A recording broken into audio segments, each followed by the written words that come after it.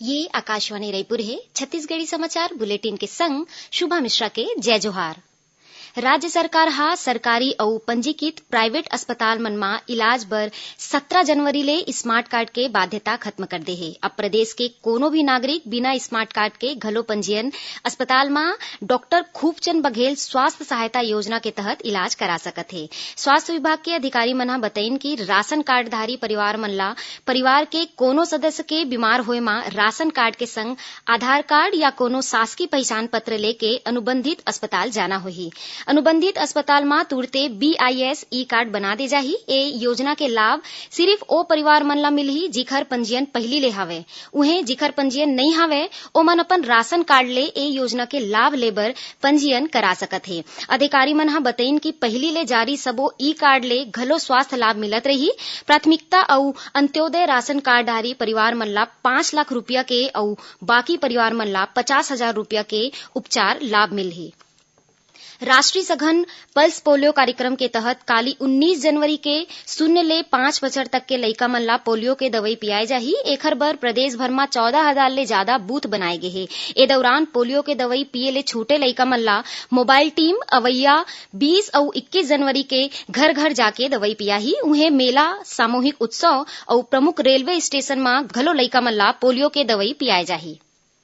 केंद्रीय इस्पात राज्य मंत्री फग्गन सिंह कुलस्ते काली 19 जनवरी के एक दिवसीय प्रवास मा छत्तीसगढ़ आवत हे। ए दौरान ओमन कांकेर मा नागरिकता संशोधन कानून मा आयोजित जन जागरूकता कार्यक्रम मा शामिल होही।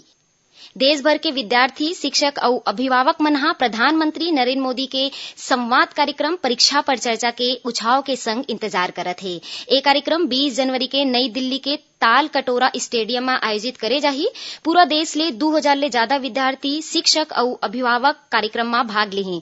प्रधानमंत्री हा प्रश्न के उत्तर दिही अउ विद्यार्थी मन ले परीक्षा के दौरान तनाव ले निपटे के बारे में गोट बात करही। प्रधानमंत्री के परीक्षा पर चर्चा कार्यक्रम में छत्तीसगढ़ के करीबन 20 लइका मन घलो शामिल होही। छत्तीसगढ़ के स्कूल शिक्षा विभाग डाहर ले टीम्स प्रोजेक्ट बर कंप्यूटर सोसाइटी ऑफ इंडिया डाहर ले CSI SIG e governance award दे गे हे। उड़ीसा के भुवनेश्वर में आयोजित समारोह में मुख्यमंत्री नवीन पटनायक और मंत्री TK बेहरा हा छत्तीसगढ़ ला ए पुरस्कार दिन। छत्तीसगढ़ के प्रतिनिधि के रूप में राज्य शैक्षिक अनुसंधान और प्रशिक्षण परिषद के व्याख्याता संतोष तंबोली और राष्ट्रीय सूचना विज्ञान केंद्र के वरिष्ठ तकनीकी संचालक AK सोमशेखर हा ए पुरस्कार लीन। कंप्यूटर सोसाइटी ऑफ इंडिया डाहर ले देवैया ए पुरस्कार सूचना प्रौद्योगिकी क्षेत्र में प्रतिष्ठित पुरस्कार माने जाते। छत्तीसगढ़ समेत पूरा देश भर में सड़क दुर्घटना ला रोके खातिर अब सड़क के ब्लैक स्पॉट मन में सुधार के कार्यवाही जल्द शुरू करे जाही। केंद्रीय सड़क परिवहन और राज्य मार्ग डाहर ले ADB के सहयोग ले ए काम करे जाही। केंद्र सड़क परिवहन मंत्री नितिन गडकरी के अध्यक्षता में नई दिल्ली में आयोजित राष्ट्रीय सड़क सुरक्षा और यातायात विकास परिषद के बैठका में ए जानकारी देगिस।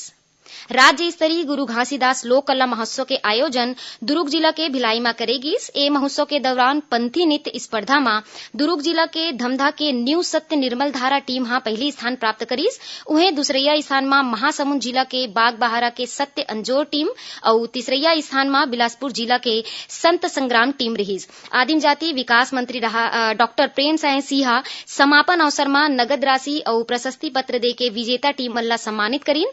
2 दिन के ए कार्यक्रम में राज्य भर के 23 दल मन हा हिस्सा लेन। सुनैया मन ला बता दन कि आकाशवाणी समाचार डाहर ले काली बिन्या 9:05 में जिले की चिट्ठी कार्यक्रम मुंगेली जिला के कामकाज के बारे में जानकारी दे जाही। जिला प्रदेश के जम्मू आकाशवाणी केंद्र मन हा एके संग्रह रिले करही। अब थोरकुन समाचार सार में धमतरी जिला के अर्जुनी गांव में डायरिया ले पीड़ित 15 मरीज मन ला जिला अस्पताल में भर्ती कराए गए हैं। उन्हें 75 मरीज मन के इलाज कराए जा चुके हैं। BMO वंदना व्यासा बताइन कि पीड़ित मन ला ORS और क्लोरीन टेबलेट समेत जरूरी दवाई दे जावत है।